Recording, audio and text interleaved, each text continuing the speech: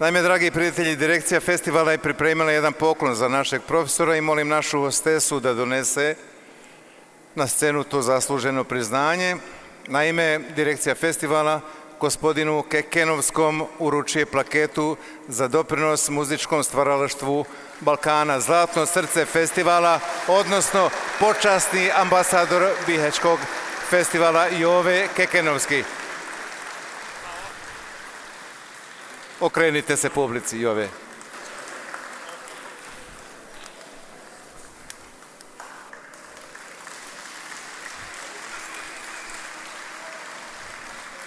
Evo, čestitam na ovom priznanju. Jove, prije nego što se zahvalite za ovo priznanje, znam da ćete se zahvaliti, možete li nam ipak objasniti šta znači Kekenius Makedonius? Jednostavno savršenstvo leve i desne ruke. Malo neskromno, međutim, to je to. Zato što je Jove, to pouzdano znam, osim makedonskog koristio u ovom nazivu i latinskog jezika. Jove, izvolite, mikrofon je vaš, obratite se našoj publici.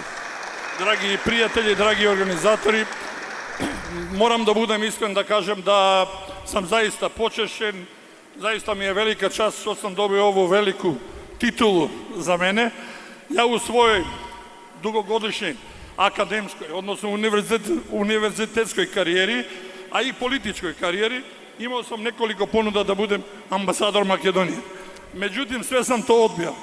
Ovo ne mogu, ovo hoću, pošto je ovo moja prva ljubav i večera ljubav. Hvala vam. Hvala lijepa, dame i gospodo, Jove Kekenovski. Čućemo ga i narodni festivalski večeri. Hvala.